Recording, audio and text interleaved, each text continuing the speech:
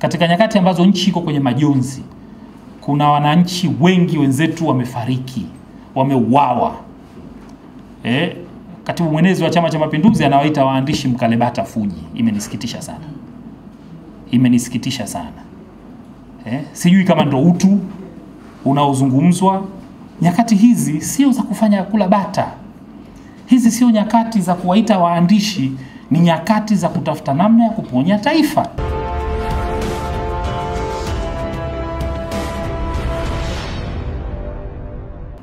Kwa niaba ya chama tumekuja mbele yenu kuwapa taarifa juu ya status ya hatua za kisheria ambazo chama kimechukua baada ya uchaguzi au ule unaoitwa uchaguzi uchafuzi wa 2025.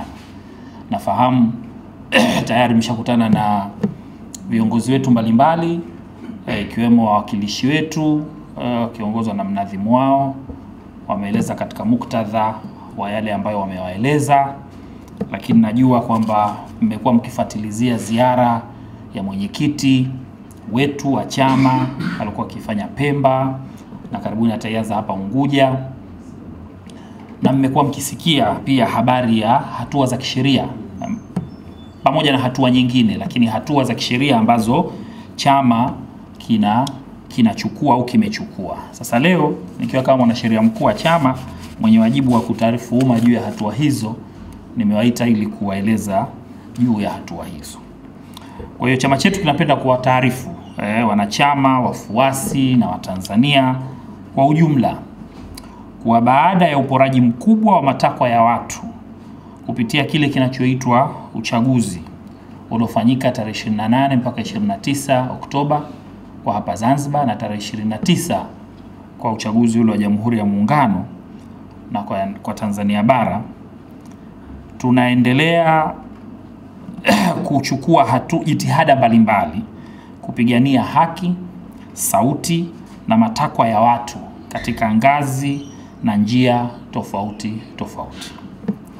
Moja kati ya hatua tulizoamua kuchukua ni ufunguaji wa mashauri ya uchaguzi kupinga matokeo yake kwa uchaguzi wa wabunge na wawakilishi. Tumechukua hatua hii tukiongozwa na imani kubwa kuwa wagombea wetu katika majimbo ambayo tumefungua mashauri na yale tutakayoyafungua wameporwa ushindi wao au kumekuwa na ukiukwaji mkubwa wa taratibu za uchaguzi zenye athari kwenye matokeo yaliyotangazwa na tume. Aidha, tumekusanya aina nyingi za ushahidi ambao tunaamini iwapo mahakama itazingatia, basi matokeo ya uchaguzi katika majimbo hayo yatabatilishwa na amri ya kuitishwa upya uchaguzi itatolewa. Kwa hiyo haya majimbo haya 17 tayari matokeo yake, na kama mnavyoona we are serious about this. Hawakutaka kutoa matokeo na haikuwa kwa bahati mbaya. Majimbo yote, wagombea wote, na mnajua kwamba moja ilikuwa ni akilio tulicholia kwamba kwa nini hawatoi nakala za matokeo. Kwa tumekwenda mahakamani. Mahakama ilituambia mbona hamjaambatanisha matokeo kama kanuni zinavyotaka. Tukawaeleza mahakama kwamba hatukupewa, na ndio moja kati ya ground ambazo sisi tunalilia kwenye uchaguzi kwenye mashauri haya. Mahakama ikatuandikia amri ya kutaka kupata matokeo. Amri ile tumewasilisha mahakamani na tume, na tumepata matokeo hayo. Mashauri kama nilivyosema, tunasikitika sana kwamba tangu yamefikishwa mashauri haya yamefunguliwa siku ya tarehe 4 Novemba mwaka 2025. Sababu kanuni za uchaguzi, mashauri ya uchaguzi zinataka ufaili shauri la uchaguzi ndani ya siku 7 kutoka tarehe ya matokeo yalipotangazwa. Kwa hiyo sisi tumefaili tarehe 4 kwa hiyo ya uchaguzi na tulikuwa ndani ya wakati. Lakini tangu tumefaili tarehe 4 na kupokelewa na kulipa ada za kufaili mashauri, mafaili ya mashauri haya yapo kwenye ofisi ya naibu mrajisi. Hatujui kama yamepokelewa, kwa maana kwa lugha za kisheria ni kwamba yamekuwa admitted, au yamekataliwa kwa maana ya kuwa rejected.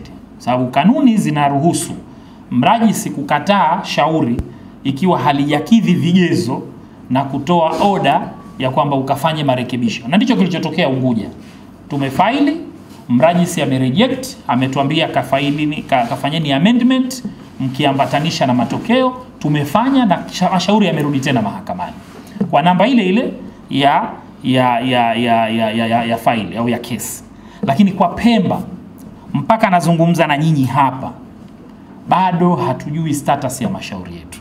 Jimbo la Pangawe bwana, baada ya kukusanya matokeo kwa hizi amri za mahakama na tukayapata, na ndo tukajua pengine kwa nini tunanyimwa haya matokeo. Haya ni matokeo ya uwakilishi.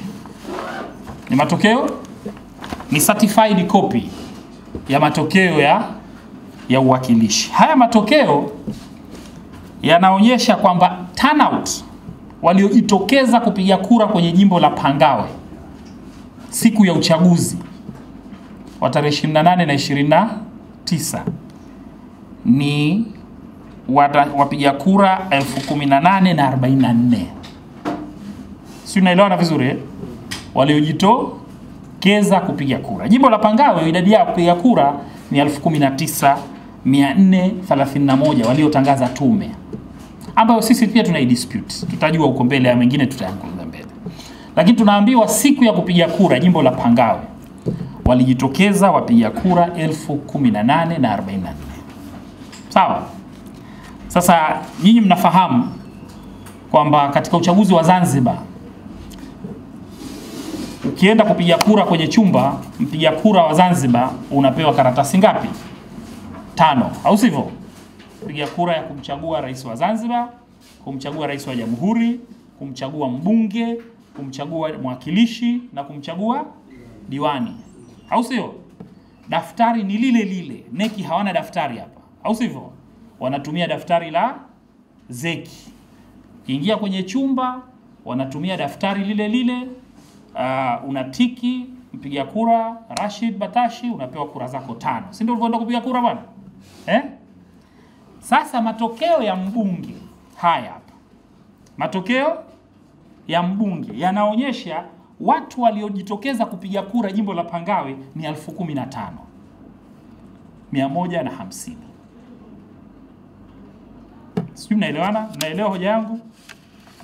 Mwakilishi waliojitokeza kupiga kura ni 18,000. Matokeo ya ubunge sasa unajiuliza, kuna watu 3,000 au 2,900 hivi hawakupewa kura za kumpigia mbunge, au kuna watu 2,000 na wamepewa kura 5 ili wampigie mwakilishi. Haya tutayahitaji majibu. Nasema tuna ushahidi mwingi.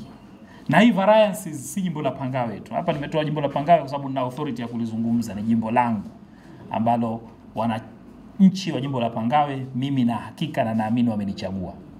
Lakini variance hii kama mwanasheria mkuu ambaye nimekuwa na access ya nyaraka zote za majimbo yote, hali ndio iko hivyo.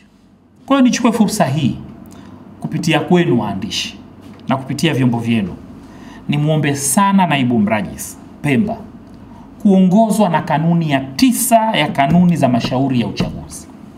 Kanuni ile inasema, kanuni ya 9 inasema mrajisi mara tu baada ya kupokea shauri likisha failiwa, siku ile ile kama hajatoa amri ya kuyakataa kwa maana ya kwenda kufanya marekebisho, on the same day, ndio lugha iliyotumika kwenye kanuni, anatakiwa awapelekee upande wa pili samasi ya kuwapelekea kanuni zao.